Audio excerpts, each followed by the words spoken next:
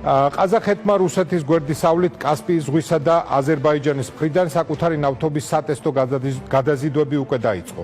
საცდელმა გადაზიდვებმა აჩვენა, რომ რკინიგზის საშუალებით ნავთობის ტრანსპორტირება და მარშრუტების დივერსიფიკაცია შესაძლებელია. მთლიანობაში რუსეთ-უკრაინის ომის დაწყებიდან ყაზახეთმა რუსეთის გვერდისავლით ნავთობის ექსპორტი 10-ჯერ გაზარდა. 2022 წლის მონაცემებით საქართველოს პორტებით ყაზახეთმა ჯამში 1.330.000-მდე ტონა ნავთობი გაიტანა ექსპორტზე. როგორია საქართველოს დერეფანში ტვირთების მოზიდვის პერსპექტივა, რა შეიძლება მოგვიტანოს შუა დერეფნის გააქტიურებამ და რა შესაძლებლობაა ყაზახურ-ქართული პარტნიორობის გაფართოების მიმართულებით, ამ თემებზე ჩვენ სტუმართან ყაზახურ-ქართული ეკონომიკური გაერთიანების თავმჯდომარესთან გიორგი ჯახურტაშვილთან ერთად ვისაუბრებთ. მოგესალმებით ბატონო გიორგი, მადლობა კიდევ ერთხელ ჩვენთან სტუმრობისთვის. ჩვენ ეს თემა თქვენთან ერთად მათ შორის, ანუ შუა დერეფნის გააქტიურება უკვე განვიხილეთ ჩვენს გადაცემაში, მაგრამ ახლა საუბარია უკვე კონკრეტულ მაჩვენებლებზე, ხო? ნავთობი, ნედლი ნავთობი, მისი ექსპორტი. აი ზოგადად რო უთხრათ მაყურებლებს რა მოხდა, რატოა ეს მნიშვნელოვანი ეს ამბავი და მე უკვე დეტალებზე ვისაუბროთ. მოგესალმები, კახა, მივესალმები ჩვენს მაყურებელს. დიდი მადლობა კიდევ ერთხელ შესაძლებლობისთვის, რომ ეს მნიშვნელოვანი ინფორმაცია მივიტანოთ მაყურებლამდე. რუსეთ-უკრაინის მოვლენების შესაბამისად, რა თქმა უნდა, ძალიან კარგია, რომ ყაზახეთის პოლიტელიტამ მნიშვნელოვან პრიორიტეტად გამოაცხადა ტვირთების დივერსიფიკაცია. თუმცა ეს აუცილებლობაც იყო მათთვის, ჩვენ ამაზე უკვე მანამდე ვისაუბრეთ და ამაზე აღარ შევჩერდებით. ფაქტიურად მათი ძირითადი საექსპორტო პროდუქტი არის ნედლი ნავთობი და ნედლი ნავთობის ძირითადი საექსპორტო ბაზარი არის ევროკავშირი. დაახლოებით მთლიანი შიდა პროდუქტის 15% მოდის ნედლი ნავთობის ექსპორტზე და ძირითადად 90% ეს არის ევროკავშირის ბაზარი.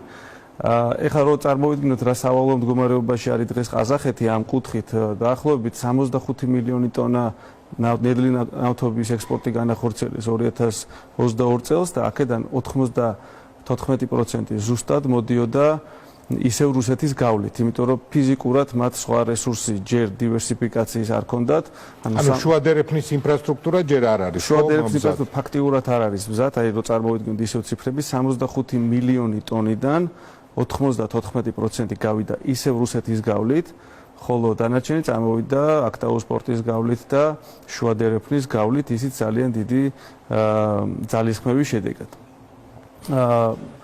ეს მაშინ, როდესაც უკვე ფაქტიურად იყო შეფერხებები ექსპორტში რუსეთის გავლით, თუმცა სხვა გამოსავალი არ ჰქონდათ, ჩადეს და მოილაპარაკეს და ასე შემდეგ. მიმდინარე ეტაპზე რა ხდება? ფაქტიურად ყველაზე დიდი შეფერხება არის კასპიის ზღვაზე, აქტაუს პორტსა და ბაქოს პორტს შორის. თავად ყაზახეთს არ აქვს გამტარუნარიანობა პირველ რიგში, რომ ეს ნედლი ნავთობი მოახვედროს ბაქოში და შემდგომ ბაქოდან მოხდეს ამის განაწილება. ეხლა მსმენელისთვის უფრო მარტივი რო იყოს ტექნიკურ ნაწილში. ბაქომდე აქტაუდან არის კასპიის ზღვა, ანუ ბაქოდან არის რამოდენიმე გზა. ერთი გზა არის ბაქო-თბილისი ჯეიჰანი, რომელიც ნავთობსადენი მილსადენი, მეორე მილსადენი არის ბაქო-სუფსა, რომელიც სუფსის მილსადენით მოდის სუფსის ტერმინალში და იქიდან შავი ზღვით უკვე, რა თქმა უნდა, საქართველოს გავლაა ეს და შემდგომ ბოლო ხაზი არის რკინიგზის გავლით ძირითადი არხი რაც არის, ეს არის ბათუმის ნავთობ ტერმინალი, იმიტომ რომ ბათუმის პორტი არის მორგებული ძირითად ნავთობპროდუქტების გადაზიდვაზე. რომელიც ყაზახური მხარის მართვაშია, რომელიც 2007 წელს შეიძინა ყაზახეთმა და მაშინ დაიწყო ზუსტად დივერსიფიკაციაზე ზრუნვა, მაგრამ 2008 წლის ომმა ეს ყველაფერი შეაფერხა. ეხლა მიმდინარე მონაცემებით იანვრის თვეში დაახლოებით 84,000 ტონის გადაზიდვა მოხდა ბათუმის პორტის მეშვეობით და ეს მაჩვენებელი შეიძლება წლის განმავლობაში 1,200,000 ტონაზე, ეხლა სტატისტიკის მონაცემებს უსმინდით და ითქვა, რომ 2022 წელს 1,300,000 ტონაოდა. დაახლოებით ეს არის ის მაქსიმუმი, რაც ბათუმის პორტით დღესდღეობით შესაძლებელია. ასევე ყაზახურმა კაზმონაი გაზმა, რომელიც არის ძირითადი სახელმწიფო კომპანია, რომელიც ახდენს ყაზახური ნედლი ნავთობის ექსპორტს, ხელი მოაწერა აზერბაიჯანის სახელმწიფო კომპანია სოკართან, ავტოკომპანიასთან და 1,200,000 ტონის ექსპორტის ხელშეკრულება გაფორმდა ბაქო-თბილისი ჯეიჰანის ნავთობსადენი, თუმცა თურქეთში მოხდარი მიწისძვრის შედეგად ეს გეგმა დროებით შეფერხდა, იმიტომ რომ ჯეიჰანის ტერმინალს აქვს გარკვეული პრობლემები და რო წარმოვიდგინოთ ეს 1,200,000 ტონა რკინიგზით საქართველოს გავლით 1.200.000 ტონა ბაქო-თბილისი ჯეიჰანი და 1.200.000 ტონა ნავთობ ბაქო სუფსის მილსადენი. ტერმინალი და მერე ისე ჯამში ეს არის 4 მილიონი ტონა 64 მილიონი ტონიდან. მაინც იგივე რაოდენობაზე რჩება, ხო? პერსპექტივა ინფრასტრუქტურული გაძლიერებების, რაც შეიძლება უმოკლეს პერიოდში თქვა 2-3 წლის პერსპექტივაში მოხდეს, არის შემდგომი, რომ აი ეს 1.200.000 ტონა გახდეს 5 მილიონი ტონა.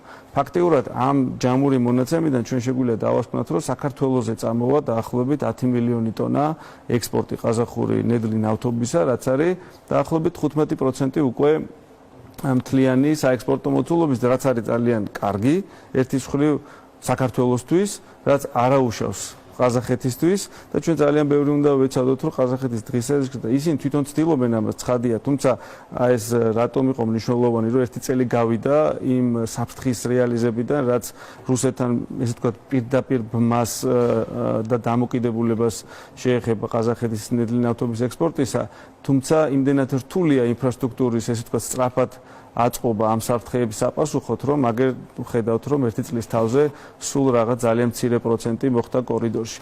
კი ბატონო, ანუ ყაზახეთისთვის ეს გადაწყვეტილი ამბავია, ხო, დივერსიფიკაცია რაც არ უნდა ეხლა პოლიტიკური თუ სამხედრო მოვლენები განვითარდეს იგივე რუსეთ-უკრაინის ომთან დაკავშირებით, ეს გადაწყვეტილი საკითხი. ანუ ჩვენ ეს პერსპექტივა ყველა ვარიანტში უნდა გამოვიყენოთ, ხო?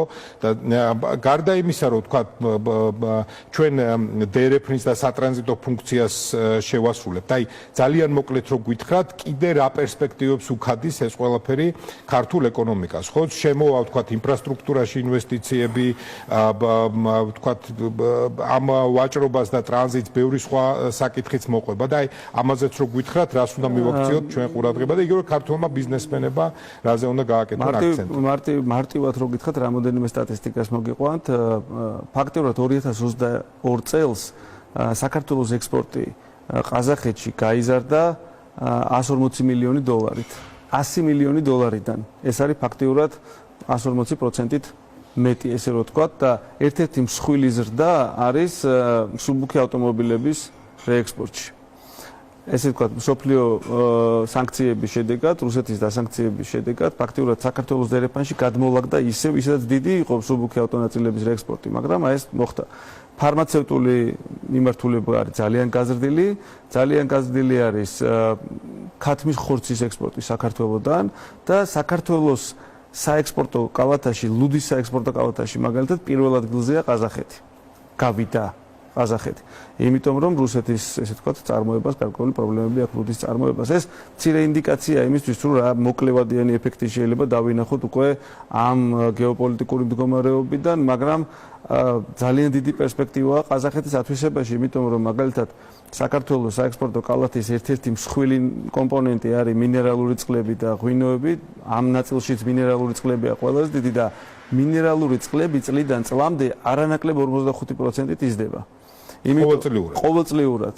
უკვე მესამე წელია 45% იზრდება, იმიტომ რომ ჩვენ გვაქვს რა თქმა უნდა ამაში ყო უნიკალური კონკურენტული უპირატესობა, ხო ეხა ბორჯომი და ნაბეღლავი და სხვა მსგავსი წყლები, ეს არის უნიკალური საქართველოს საექსპორტო პროდუქტი, ამ შემთხვევაში როგორც ბრენდით, ასევე პროდუქტით, მაგრამ ეს კომპანიები არის დალაგებული საექსპორტო პოლიტიკით, დაინახეს ესე ვთქვათ, შუა აზიის ბაზარი და სწორი დისტრიბუციის, სწორი ფინანსური მექანიზმებით ძალიან ფორსირებას ახდენენ და ეს ლუდის ბაზარმაც დაინახა და ფაქტობრივად ლუდიც მოწინავე საექსპორტო პროდუქტი გახდა, საექსპორტო ბაზარი გახდა ყაზახეთი, რაც ძალიან სასიხარულოა და ჩვენ შევეცდებით, რომ აი ეს ყველა მოვლენა გქონდეს, ესე ვთქვათ, თვალთახედვის არეში და მაქსიმალურად დავაფორსიროთ ყველა ის წერტილი, სადაც კი რამის ზრდის საშუალება არის. კი ბატონო, კიდევ ერთხელ ოპტიმისტურად დავასრულეთ. მადლობა თქვენ სტუმრობისთვის. ესე იგი, ბევრი პერსპექტიული მიმართულებაა ყაზახეთთან ეკონომიკური ურთიერთობის. მადლობა ბატონო გიორგი.